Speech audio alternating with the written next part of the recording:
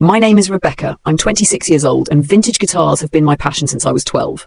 I've worked double shifts at 3 different jobs for 4 years to finally afford my holy grail, a 1961 Gibson Les Paul standard in cherry sunburst.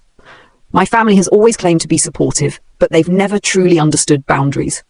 I never imagined coming home from a work conference to find my most prized possession missing. When I asked where my guitar was, my dad actually smirked and said, "Thanks to your guitar, our son is finally pursuing his dreams."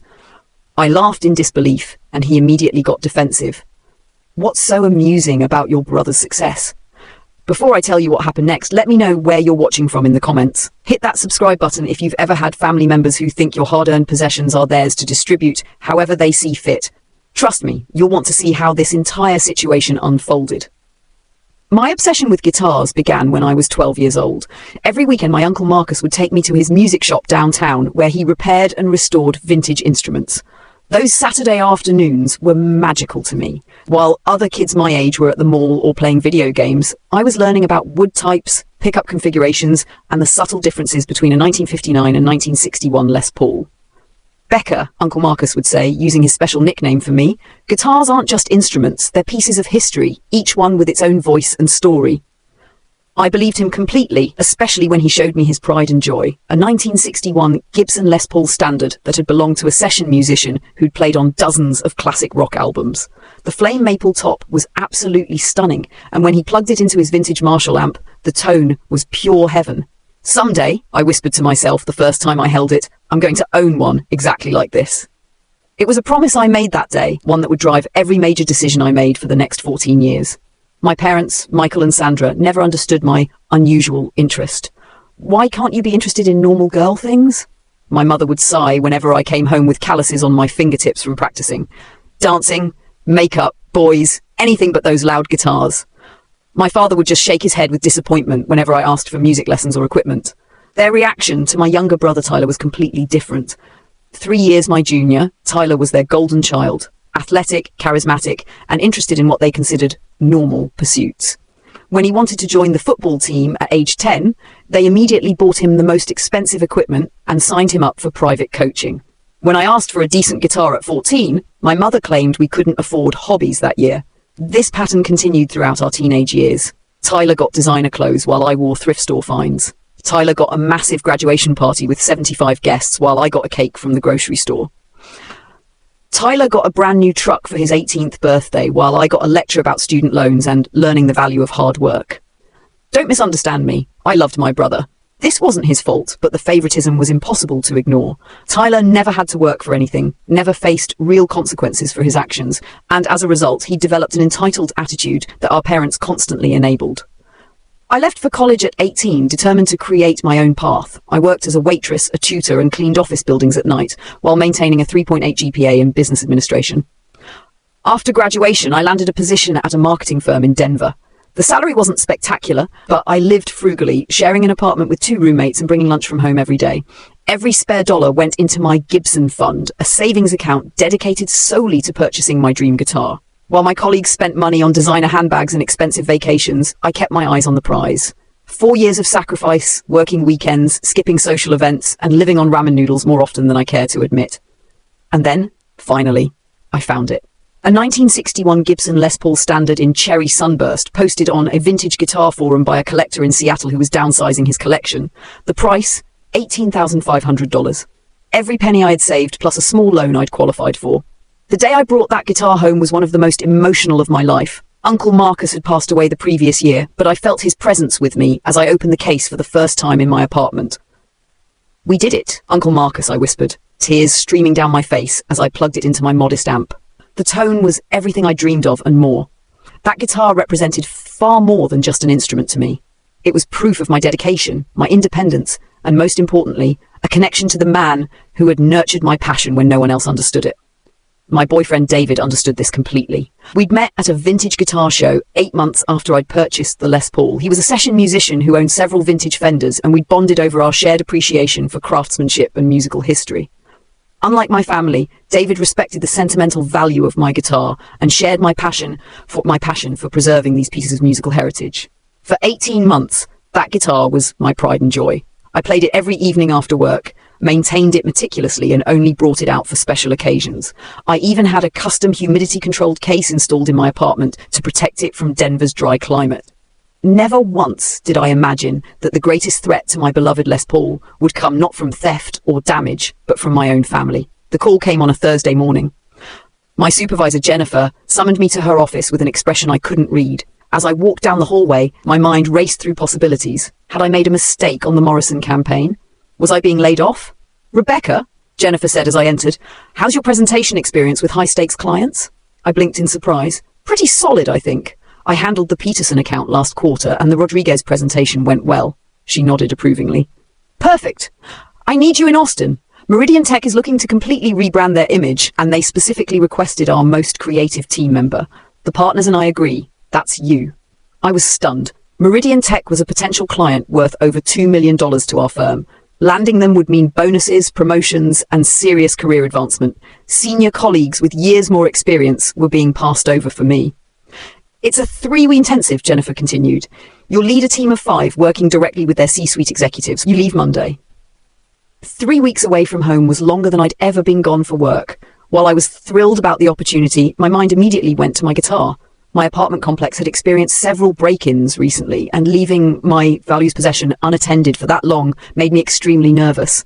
After considering various options, I decided the safest place would be at my parents' house in Phoenix.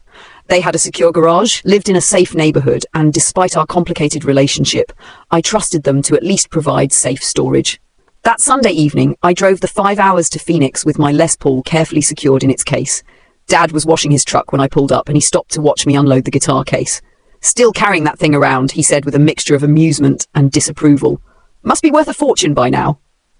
Mom appeared at the front door, drying her hands on a dish towel. "Rebecca, what a lovely surprise. Are you staying for dinner?"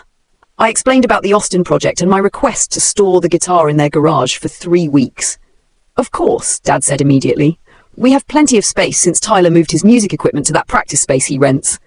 "That's wonderful news about your promotion opportunity," Mom added, though I could tell she didn't fully grasp the significance. "But 3 weeks is such a long time. Can't you come home for weekends?"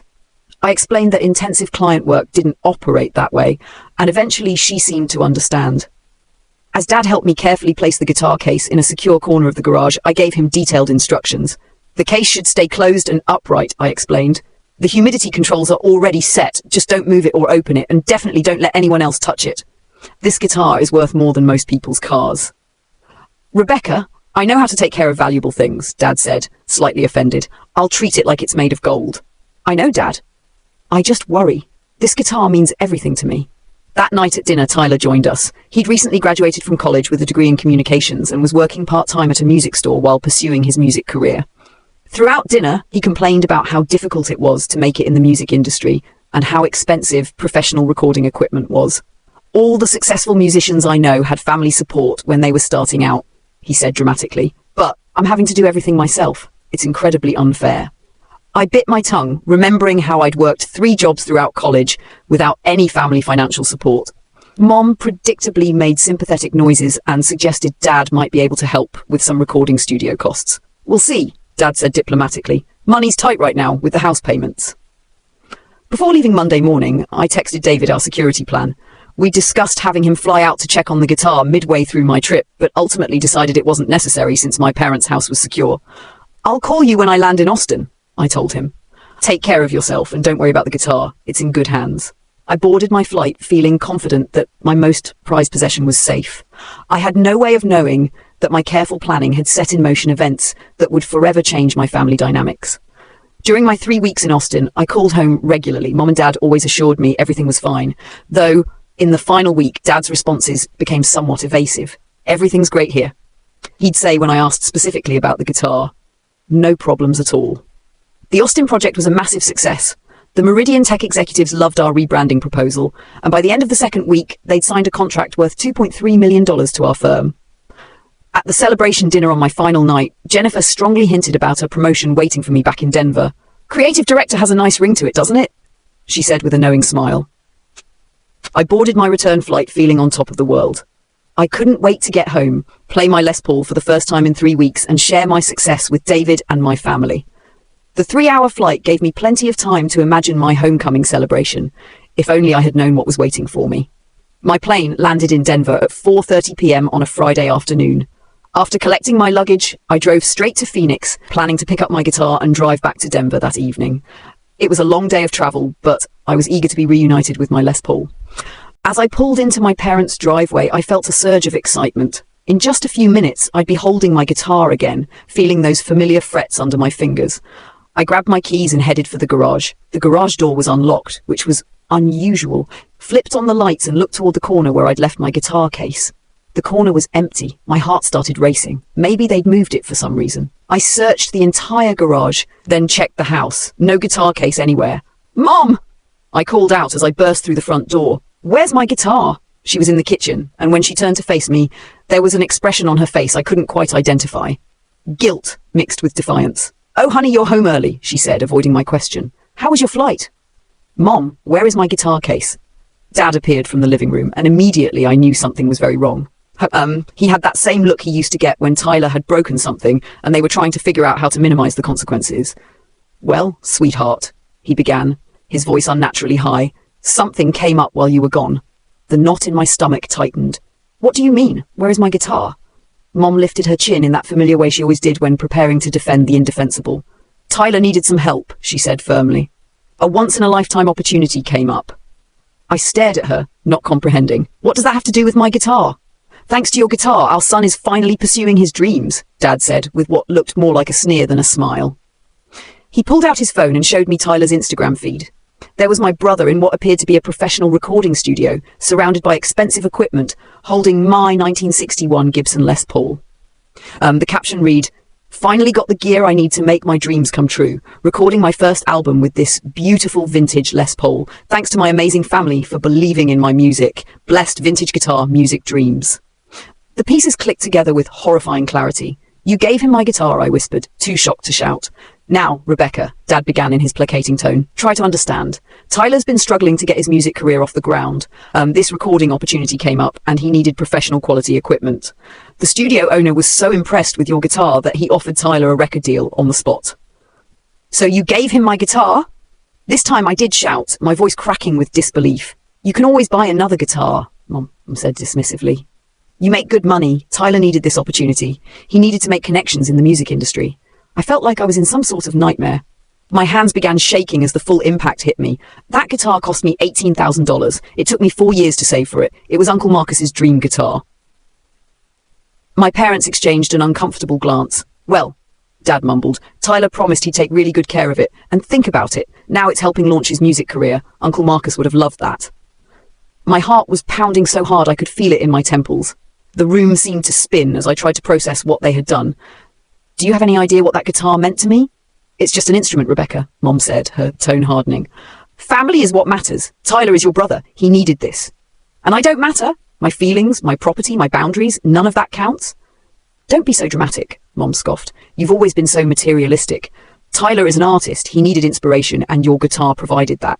"Artist," I echoed incredulously. "He's 23 years old and has never held a steady job. When exactly did he become an artist?" "He's been writing songs," Dad offered weakly. "Really beautiful stuff. The studio owner said he has real potential." I laughed, a harsh sound with no humor in it. "And you decided to jumpstart his career by stealing my guitar?" "We didn't steal anything," Mom said, growing defensive. "We're family. What's yours is ours, and what's ours is yours." The double standard was so blatant it took my breath away. Really? So when I was struggling to pay for college, could I have just taken Dad's golf clubs and sold them?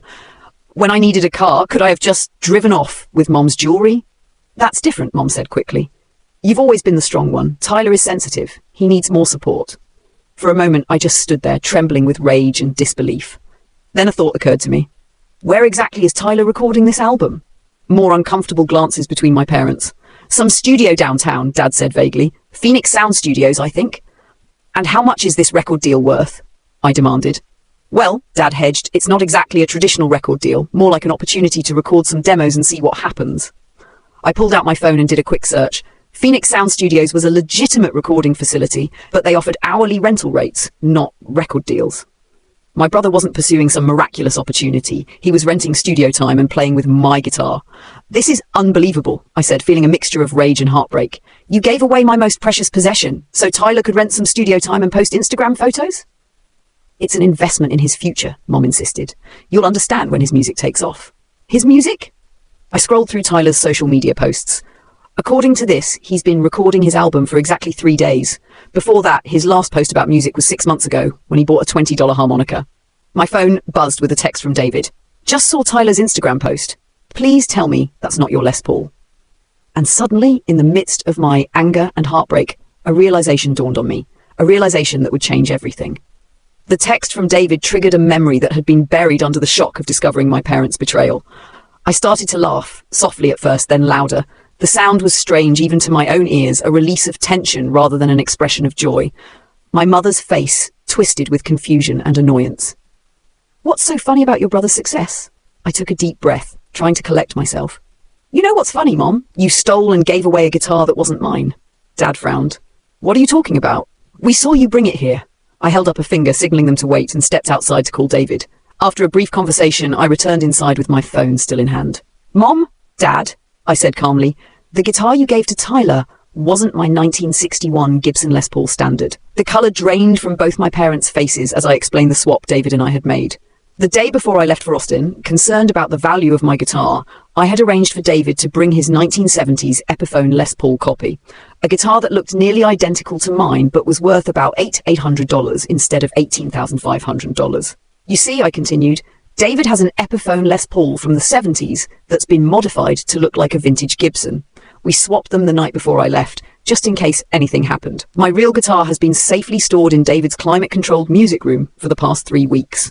The silence in the room was deafening. But it looked exactly the same, Dad stammered.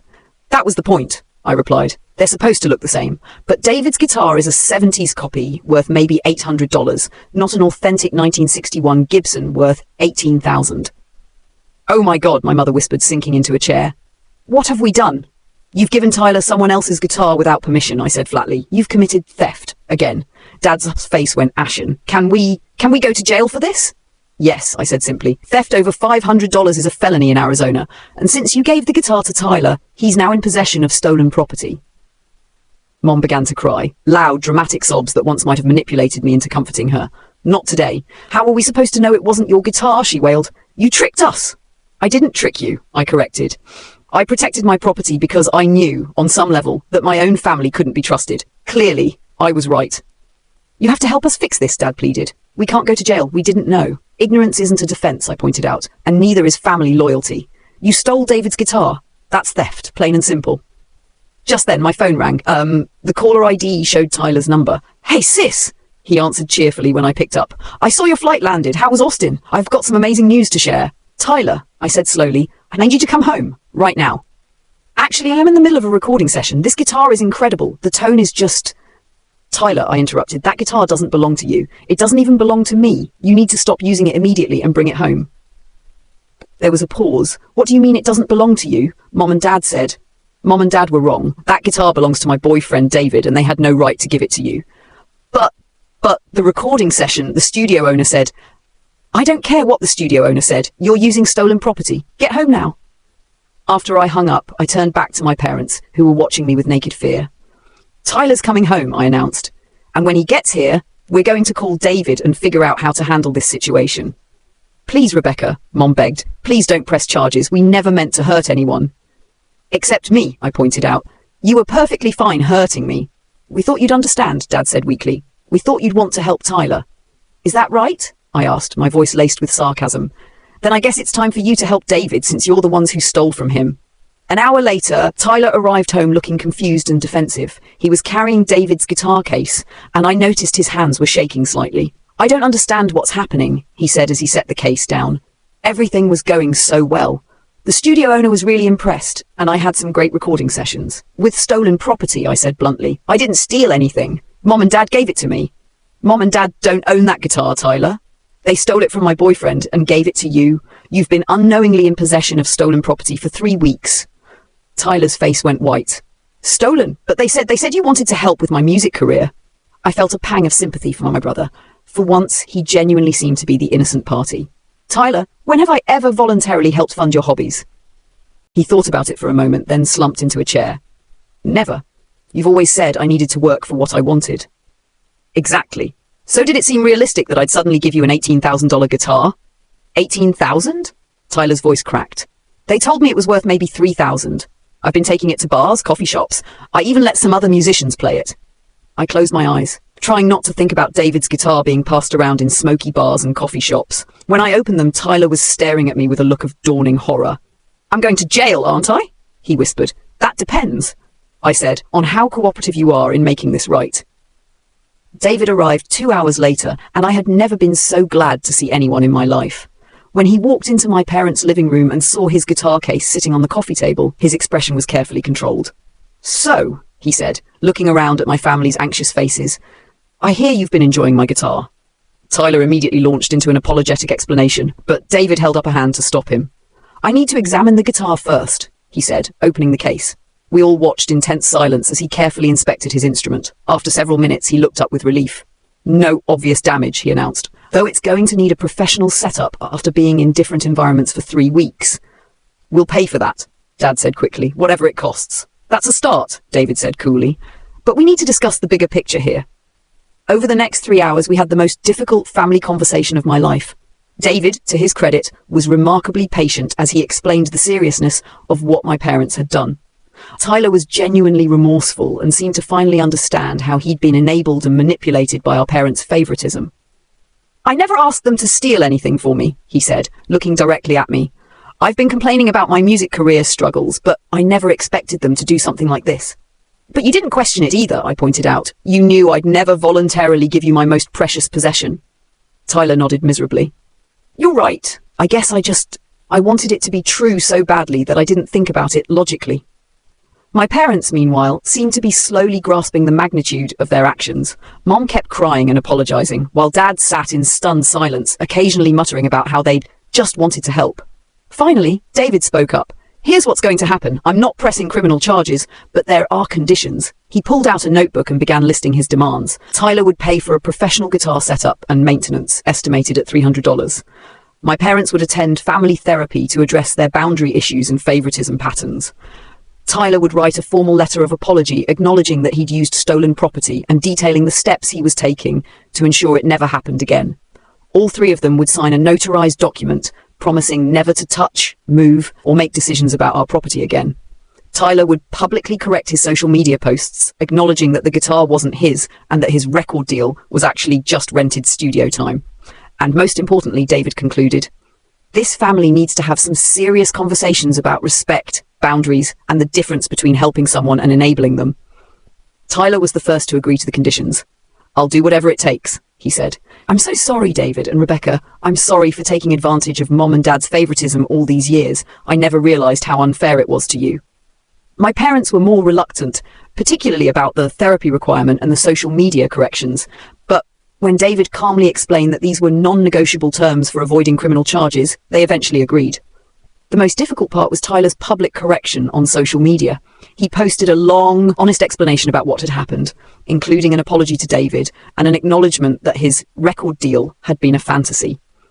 Several of his friends commented with surprise and support, while others were clearly disappointed in him. It's embarrassing, Tyler admitted after posting the correction, but it's the right thing to do. I've been lying to myself about my music career, and now I've dragged you all into it. 2 weeks later, our family attended our first therapy session together. Dr. Sarah Chen, a family counselor recommended by David's therapist, was gentle but direct in her approach. Rebecca, she said during our second session, how did it feel when you discovered what your family had done? Betrayed, I said immediately. But not surprised, there's always been a double standard in how Tyler and I are treated. Dr. Chen turned to my parents. Michael and Sandra, can you help me understand your perspective on that? Mom shifted uncomfortably. We never meant to treat them differently. Tyler just seemed to need more support. More support or fewer consequences? Dr. Chen asked pointedly. The sessions were difficult but illuminating. Over several weeks, patterns emerged that none of us had fully recognized before. My parents' guilt over Tyler's sensitivity had led them to shield him from normal life challenges, while their pride in my independence had led them to expect me to handle everything alone. Tyler, Dr. Chen said during our fourth session, how do you feel about the way your parents have helped you over the years? Tyler was quiet for a long moment. Honestly, I think they've hurt me more than helped me. I'm 23 years old, and I don't know how to handle disappointment or work for what I want. When Rebecca was my age, she was supporting herself and working toward her goals. I've been waiting for opportunities to be handed to me. This was a breakthrough moment. For the first time, Tyler was acknowledging his own role in the family dynamics. And Rebecca, Dr. Chen continued, how has it felt to be seen as the strong one? Lonely, I admitted. It's meant that my needs and feelings often get dismissed because everyone assumes I can handle everything myself. By our 6th session, real changes were beginning to emerge. My parents started asking before making assumptions about what Tyler or I needed. Tyler began looking for a full-time job and taking responsibility for his own decisions, and I started speaking up about my feelings instead of just accepting unfair treatment. 3 months after the guitar incident, Tyler called me with news. I got the job, he said, excitement evident in his voice. Assistant manager at Guitar Center. It's not glamorous, but it's full-time with benefits, and I'll be around music all day. That's fantastic, I said, and I genuinely meant it. How do you feel about it? Honestly, relieved. I've been so focused on this fantasy music career that I never considered actually working in the music industry in a practical way. This feels real. And your music, Tyler laughed. I'm still writing songs, but now it's for fun, not because I think I'm going to be a rock star. I might record some demos eventually, but with my own money and my own guitar. The following month, I received an unexpected call from my parents. Rebecca, Mom said, your father and I want to do something for your birthday this year. I was immediately suspicious. What do you mean? We want to take you guitar shopping. Dad chimed in. For a really nice acoustic guitar. Our treat. I was stunned. You want to buy me a guitar? We've been talking about it in therapy. Mom explained. We realized we've never actually supported your passion for music. We've criticized it, ignored it, or tried to use it for Tyler's benefit, but we've never just celebrated it. The guitar shopping trip was one of the best days I'd had with my parents in years. For the first time, they asked questions about my interests instead of dismissing them. Dad seemed genuinely fascinated by the differences between various acoustic guitars, while Mom took photos of me playing different instruments. I ended up choosing a beautiful Martin D28 acoustic guitar, not the most expensive one in the store, but one with a tone that moved me to tears. As Dad paid for it, he turned to me with tears in his eyes. I'm sorry it took us so long to really see you, he said. Your passion for music is beautiful, and I'm ashamed that we never supported it before. 6 months after the guitar incident, I received another unexpected call, this time from Tyler. Hey sis, he said, I have some news, and I wanted you to hear it from me first. Good news or bad news, I asked. Good news, I think. I've been saving up my paychecks and I just bought my first guitar, a used Fender Stratocaster. I paid for it myself with money I earned. The pride in his voice was unmistakable and I felt tears welling up. Tyler, that's incredible. How does it feel? It feels earned, he said simply. For the first time in my life, I have something that's truly mine, that I worked for. And Rebecca, I want to take lessons, real lessons, not just expecting to be naturally talented. I'm so proud of you, I said, and I meant it completely. As I hung up the phone, I reflected on how much our family had changed in just 6 months. The crisis that had seemed so devastating at the time had forced us to confront unhealthy patterns that had been damaging our relationships for years. My relationship with David had grown stronger through the experience. Seeing him handle my family's behavior with firmness and grace had deepened my respect for him. More importantly, watching him set clear boundaries while still leaving room for forgiveness had taught me valuable lessons about standing up for myself without cutting people off completely. A year later, I was promoted to senior creative director at my firm. As I celebrated with David over dinner, I couldn't help but think about how different my life might have been if I'd handled the guitar incident differently. What are you thinking about? David asked, noticing my contemplative mood. I was just thinking about the guitar situation, I replied. As awful as it was at the time, I think it was necessary. My family needed to face consequences for their behavior, and I needed to learn how to set boundaries. Do you regret anything about how we handled it? I shook my head. Not really. It would have been easier to just let them off the hook completely to avoid the conflict, but that would have just reinforced the same unhealthy patterns. They needed to experience real consequences, and I needed to stand firm. I'm proud of how you handled it, David said, taking my hand. It takes courage to hold your own family accountable. I couldn't have done it without your support, I replied. You showed me that setting boundaries doesn't mean abandoning people you love. The next morning, I decided to take my Les Paul out for what had become a monthly ritual, a drive to the mountains where I'd sit on a quiet overlook and play for a while. It was something I'd started doing after the family crisis, a way to reconnect with the joy that music brought me. As I sat on the familiar rock outcropping, playing the opening chords to one of my favorite songs, I thought about everything that led to this moment. The guitar was still just an instrument, wood, metal, and electronics. But what it represented had evolved far beyond my original connection to Uncle Marcus. Now it symbolized my journey towards self-respect, my refusal to be diminished or overlooked, even by those who claimed to love me. It represented the understanding that true family love includes respect for boundaries and individual worth. The most valuable lesson from this entire ordeal was learning that standing up for yourself doesn't mean abandoning those you love. It means loving them enough to establish boundaries that allow for mutual respect and growth. It means finding the strength to say, this is not acceptable, while still leaving room for redemption and reconciliation. As I packed up my guitar and prepared to head home, I thought about the upcoming family barbecue we'd planned for the following weekend. Tyler would be there with his girlfriend, proudly showing off the small amp he'd recently purchased with his own money. My parents would be there, still working on changing decades-old patterns, but making genuine progress. David would be there, welcomed now not just as my boyfriend, but as a respected member of our family. The road ahead wouldn't be perfectly smooth. Old habits die hard, and there would inevitably be setbacks and disagreements. But for the first time in my adult life, I felt genuinely hopeful about my family's future. We were building something new together. Relationships based on mutual respect rather than obligation, love expressed through boundaries rather than enablement. Most importantly, I had learned to value myself enough to demand the respect I deserved. That lesson was worth more than any guitar, no matter how vintage or valuable. 2 weeks later, I received a text from Tyler that made me smile. Just signed up for my first guitar lesson. The instructor says I have good rhythm, but need to work on my chord changes. Turns out natural talent is mostly hard work in disguise. Who knew? I texted back, Uncle Marcus always said the best musicians are the ones who never stop learning. Proud of you, little brother. His response came immediately. Thanks, sis, for everything, including teaching me what real family support looks like. As I set my phone down, I felt a deep sense of contentment. The guitar incident had been painful, but it ultimately led us all to a better place. Sometimes the things we value most become catalysts for the changes we need most.